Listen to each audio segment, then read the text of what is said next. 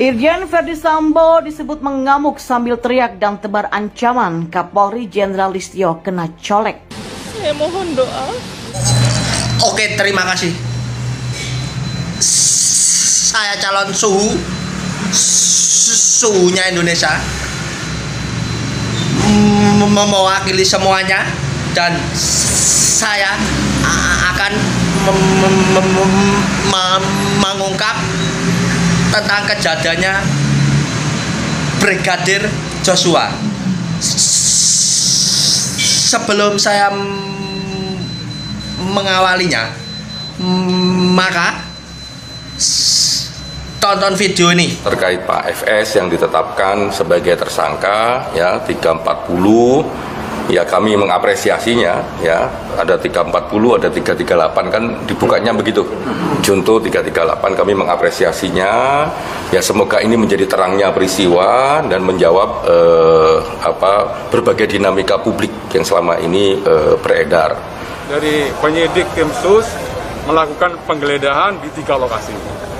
Ya di Duren 3 nomor 58, kemudian di Saguling, dan satu lagi di Bangkai, di Jalan Bangka. Nah, 3 pemeriksaan tersebut ya dilakukan penggeledahan sudah dapat izin dari Pengadilan Negeri Jakarta Selatan. Ya, untuk mencari barang bukti yang terkait menyangkut masalah kasus penembakan yang terjadi di TKP ini. Brigjen Sambo sekarang sudah dibui di penjara, dan maka dari itu seharusnya kasus sudah ada titik terangnya, tetapi dan ternyata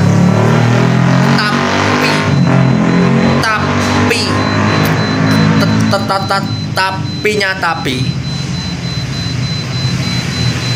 dan kenapa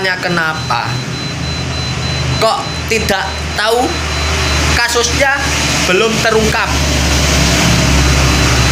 Maka dari itu perlu penyelidikinya yang sangat tegas.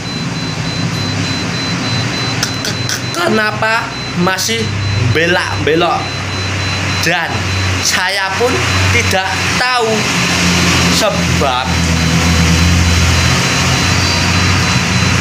si Brigjen Sambo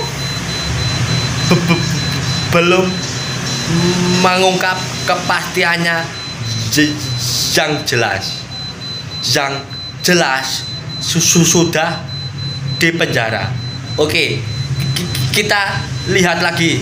Kalau harapan dari keluarga, kiranya tim khusus ya yang telah dibentuk oleh Kapolri boleh mengungkap semua yang terlibat dalam kasus ini. Kalau memang masih ada ya orang lain ya yang masih membantu untuk menutupi kasus anak kami almarhum Brigjen Joshua, mohon agar ditindak dengan setegas-tegasnya. Oke, Brigjen Sambo pun marah, yang artinya ngamuk, dan yang terjadi ngamuknya Sambo akan mengungkap semua tentang perihal kemanusiaan, perilaku atasan yang menyembarakan, menyeroboskan, menyembarakan, yang artinya di penjara, yaitu akan mengungkap semua tentang kebohongan atasan yang menyembarakan Sambo. Dan itu saya tidak tahu dan saya nggak tahu menau. Oke, kita lihat lagi. Irjen Ferdi Sambo telah ditempatkan di Makobrimob Kelapa II Depok sejak Sabtu 6 Agustus 2022. Penempatan Kadif Propam nonaktif di Makobrimob itu bertujuan untuk pemeriksaan pelanggaran prosedur penanganan kasus kematian Brigadir J yang terjadi di rumah dinasnya pada Jumat 8 Juli 2022 lalu. Setelah adanya kabar tersebut, Makobrimob pun menjadi salah satu kata kunci yang paling banyak dibicarakan bahkan masuk trending Twitter. Salah satu cuitan dengan kata kunci Makobrimob itu dibuat oleh pengguna akun @theeagle_band pada Minggu 7 Agustus 2022. Pada kicauannya itu netizen lewat akun tersebut menyinggung soal kabar terkait dugaan bahwa Irjen Ferdi Sambo mengamuk di sebuah ruangan. Ya, pengguna akun @theeagle_band itu mengaku mendapatkan informasi langsung dari seseorang. 10 menit yang lalu ada yang bilang ke aku, kata akun @theeagle_band pada Senin 8 Agustus kemarin. Menurutnya Ferdi Sambo mengamuk sambil berteriak dan menebar ancaman untuk membuka semua yang diketahuinya jika ia ditetapkan sebagai tersangka. Pengguna akun itu pun kemudian menyebut hal itulah yang membuat Ferdi Sambo akhirnya dibawa ke Makobrimob. Ia menyampaikan bahwa Sambo mengamuk di sebuah ruangan sambil berteriak dan menebar ancaman untuk membuka semua yang dia tahu jika ditetapkan sebagai tersangka. Makanya dia dibawa ke Makobrimob, ujarnya. Meski begitu, pengguna akun ini pun tidak mengetahui kebenaran tersebut sehingga ia menyolek akun Kapolri Jenderal Listio Sigit Prabowo untuk mengkonfirmasinya. Apa benar Pak cerita ini Pak Kapolri? Tanyanya sambil menutup kicauan. Ya, cuitan tersebut pun langsung menarik perhatian netizen sampai saat ini dan hingga artikel itu ditulis, kicauan itu pun juga sudah mendapatkan 1.340 retweets, 5.184 tanda suka dan 668 balasan. Waduh, saling bongkar aib dong. Kata akun @adinara, wah benar nih, muhabalah itu sedang berlaku dan akan berefek domino, tutur akun lainnya. Atau akun @bunda_back, pasti cute nyali tuh yang mau periksa Sambo. Propam polisinya polisi, tentu banyak hal atau info yang diketahui atas personil. Akhirnya ya ujian nyali integritas dan kredibilitas nih. Marwah institusi di ujung tanduk kalau pimpinan salah langkah. Wah, pertaruhan bisa dimulai, kata akun lainnya. Masing-masing pegang kartu, pungkas akun lainnya juga. Selain itu masih ada berbagai macam balasan yang ditulis oleh netizen dalam cuitan @theeagle_band tersebut. Selain pengguna akun @theeagle_band, Makobrimob juga digunakan oleh warganet lainnya dan kini kata kunci itu sudah disebut lebih dari 11.000 cuitan. Kapolri Jenderal Listio Sigit Prabowo akan mengumumkan perkembangan kasus penembakan Brigadir J di rumah dinas mantan Kadif Propam Irjen Ferdi Sambo pada beberapa waktu yang lalu. Irjen Ferdi Sambo sendiri telah ditahan di rutan Makobrimob Kelapa II Depok, Jawa Barat. Dia terbukti melakukan pelanggaran kode etik karena telah menghalang-halangi proses penyidikan yang dilakukan oleh tim penyidik. Kabarreskrim Polri Komjen Agus Andrianto meminta publik menunggu dengan sabar terkait pengumuman tersangka baru tersebut. Tunggu pengumuman Pak Kapolri dan tim khusus, kata Agus saat dikonfirmasi wartawan pada Senin 8 Agustus 2022. Kendati demikian, Agus enggan mengomentari lebih lanjut terkait siapa saja yang nantinya akan ditetapkan sebagai tersangka. Menurutnya kasus tersebut akan segera terungkap. Insya Allah akan tuntas. Oke, masih banyak kasus tentang terjadinya Joshua karena semua belum terungkap. Maka dari itu diungkap. Oke, lihat lagi. Saya mohon doa agar kami sekeluarga dapat menjalani masa yang sulit ini. Saya mempercayai dan tulus mencintai suami saya, dan saya ikhlas memaafkan segala perbuatan yang kami dan keluarga alami. Istri dari Sambo pun ikut campur ngaduk mengaduk tentang berkomentar, ikut berkomentar tentang kejadiannya ini yang tidak jelas, yang kasusnya apa, yang disebutkan dengan istrinya Sambo yang bernama Putri. Itu mengungkap tentang kejadiannya yang dia dilecehkan dengan Joshua. Padahal kenyataannya saya tidak tahu. Ada kejanggalan dari kasus polisi tembak polisi yang menewaskan Brigadir J oleh rekannya sendiri Baradae. Peristiwa ini terjadi pada Jumat, tanggal 8 Juli tahun 2022, di rumah dinas Kadif Propam Irjen Verdi Sambo. Pihak kepolisian sudah mengumumkan hal tersebut dan akan segera menyelidiki kasusnya. Namun, dalam keterangan yang disampaikan, tampak ada kejanggalan. Berikut beberapa di antaranya. Pertama, baru diumumkan 3 hari setelah kejadian. Insiden penembakan Brigadir J hingga tewas yang dilakukan Baradae terjadi pada Jumat, tanggal 8 Juli tahun 2022, sekitar pukul 17 waktu Indonesia Barat. Namun Ahmad Ramadan baru menginformasikan hal tersebut dalam konferensi pers pertama pada Senin, tanggal 11 Juli tahun 2022. Kedua, penjelasan motif penembakan yang berbeda. Dalam konferensi pers pertama Ramadan menyatakan bahwa sebelum baku tembak berlangsung, Brigadir J sempat mengacungkan senjata saat mendengar teguran dari Baradae sebelum akhirnya menembak ke arah Baradae.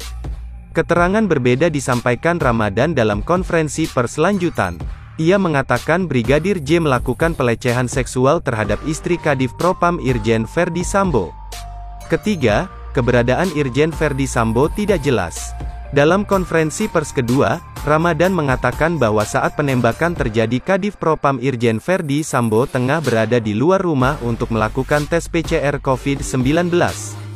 Namun, begitu wartawan menanyakan di mana lokasi persis dan dalam rangka apa Irjen Verdi melakukan tes PCR, Ramadan justru terdengar beralasan layaknya menutupi sesuatu. Keempat, penjelasan tugas Brigadir J tidak jelas. Masih dalam konferensi pers di hadapan wartawan, Ramadan mengatakan Brigadir J bertugas sebagai sopir istri Kadif Humas. Sementara Baradae merupakan ajudan pribadi dari Kadif Propam. Keterangan berbeda disampaikan pihak keluarga yang mengatakan bahwa Brigadir J sudah 2 tahun bekerja sebagai ajudan Verdi Sambo. Kelima, keluarga sempat tidak diizinkan melihat jenazah. Pihak keluarga juga mengatakan sejak jenazah Brigadir J tiba di Sungai Bahar, Kabupaten Muaro Jambi, Provinsi Jambi, tidak ada penjelasan apapun dari kepolisian terkait penyebab atau kronologi terjadinya penembakan. Keenam, keterangan luka yang berbeda. Pihak keluarga mengatakan ada 4 luka tembak pada tubuh Brigadir J, yakni 2 luka di dada, 1 luka tembak di tangan, dan 1 luka tembak lainnya di bagian leher. Selain itu, mereka juga mengatakan terdapat luka sayatan senjata tajam di bagian mata, hidung, mulut, dan kaki. Ini berbeda dengan keterangan pihak kepolisian. Ramadan mengatakan Brigadir J mengalami 7 luka dari 5 tembakan. 2 lukanya berasal dari sayatan proyektil yang ditembakkan Baradae ke Brigadir J. Ketujuh, CCTV di lokasi kejadian rusak. Pihak kepolisian mengatakan CCTV di rumah Kadif Propam rusak sehingga tidak bisa dijadikan bukti. Kapolres Metro Jakarta Selatan, Kombes Budi Herdi Susianto mengungkapkan alasan tidak berfungsinya kamera pengawas itu lantaran decoder atau DVR CCTV-nya rusak. Dan kenapa jenazah Joshua tidak boleh dibuka? Karena biar kasusnya tidak tahu-menahu. Yang terjadi itu sebenarnya apa? Ya, begitulah kalau punya pangkat. Dan itu kasus saya sangat bingung sekali menanggapi ini. Saya mumet dor utek. Karena apa? Karena awalnya itu penembakan polisi dengan polisi, dan yang terjadi apa? Itu pembunuhan yang dilakukan oleh Sambo. Itu semua adalah trik biar gak ketahuan. Maka dari itu kita yang mencari tahu biar kasusnya terungkap, biar jelas, padat, dan akurat dari calonnya Suhu. kesimpulannya dari Joshua versus Sambo itu selama ini saya juga belum tahu mengapa, karena kasusnya belum terungkap. Maka dari itu saya akan mencari tahu biar saya tahu, karena kasus ini sudah menyeluruh Indonesia dan serta Pak Presiden Jokowi pun ikut mencampur menjadi satu. Maka dari itu